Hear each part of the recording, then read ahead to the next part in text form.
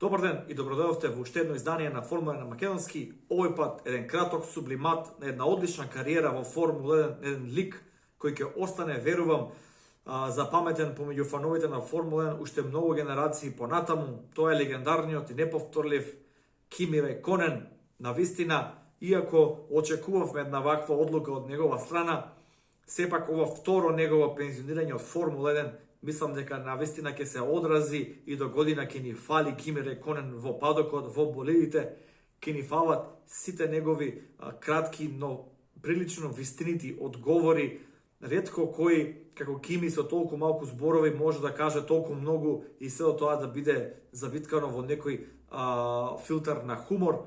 Едноставно, неповторлив, интересен лик во Формула 1 кој одбележа цели 2 децении. Неговото деби во Заубер во 2001 година веднаш ни укажа дека станува збор за изворено талентиран возач. Потоа во 2002 година се приклучи на Мекларен. Затоа го носам и овој Дукс кој е од времето на Вест Мекларен Мерцедес ерата во чест на Кими Раиконен. Таму навистина го засакав како фан на Мекларен. Оние кои ме познаваат знаат дека навивам за тимот без разлика на возачи.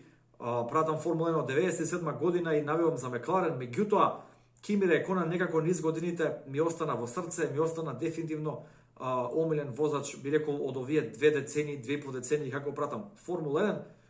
Се префрли во Мекларен, тука дојдоа и неговите први победи. Малезија, се сеќавам, беше неговата прва победа со болидот на Мекларен.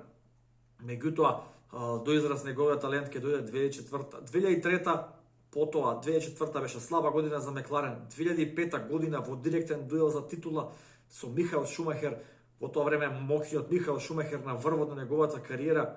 Мислам дека таа 2005 година ќе ме гони цел живот до крај, додека се сеќавам на Формула 1.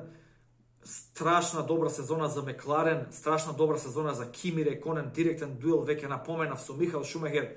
Меѓутоа, таа пукната предна лева гума во Нирбургринг на еден круг пред крајот го кошташе титула и оној судар во Сузука на утринскиот тренинг. За оние кои се помлади, кои следат Формула 1 не толку далеку наназад во годините, порано имаше утрински тренинг во неделата утрата од 10:30 до 11:30, најчесто беше тој утрински тренинг како загревање пред трка, и Кими Раиконен во Сузука го искрши болидот свој. Меѓутоа, имаше тогаш правило во Формула 1 да се користи резервен болид, но резервен болид во гаражот имаше само Девид Кулхарт, па малиот Кими мораше да плива во тој болид на Девид Кулхарт и да се бори во директен дуел со Михаел Шумахер за титула, меѓутоа не успеа.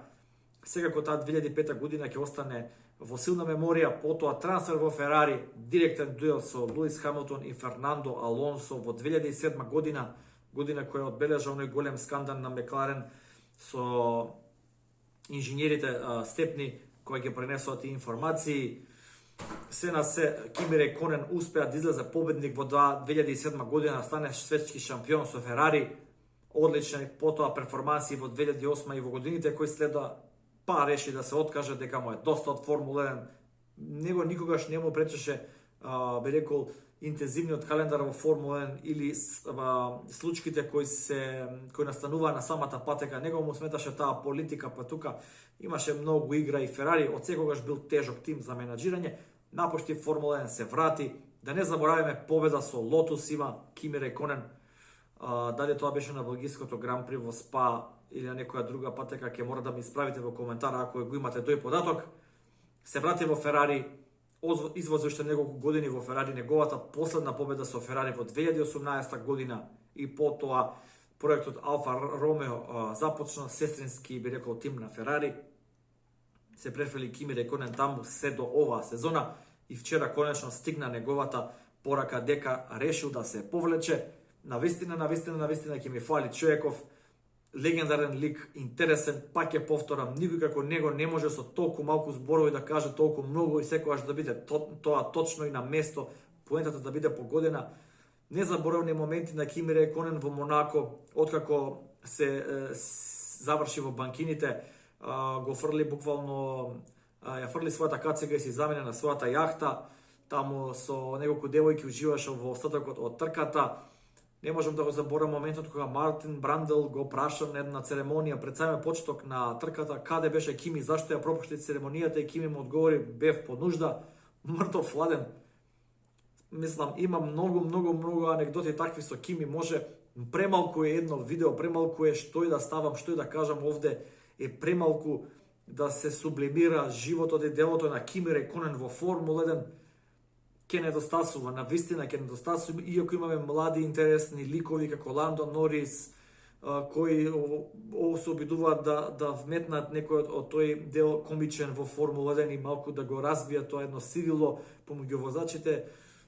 Меѓутоа Кими, барем за мене, за дете кој израсна со Кими Рэйконен, би рекол на еден начин, кога почнав да гледам Формула 1, тоа беа последните години на Мика Хакинен во Ферари и последните години на Шумахер скоро. Така да некако со Кими израснавме и ние и едноставно е дел од тој идентитет наречен Формула 1. Ке фали навистина, меѓутоа тоа е тоа, секој почеток има и крај. Се надевам да ќе огледаме Кими повторно во некоја друга серија. Знаеме дека обожува да се трка со рели автомобилите, можеби во некоја картинг серија, можеби во Леман. Се е отворено. Кими е тркач во срце, тркач во душа и верувам дека нема тука да застане. Кои се вашите сеќавања од Кими Рэйконен? Кои се вашите омилени моменти од Кими Рэйконен во Формула 1? Споделете ги вашите сеќавања и искуства за Кими и се слушаме во некоја следна прилика. Се надевам следната недела конечно ќе имаме трка. Благодарам уште еднаш, се најдобро и поздрав!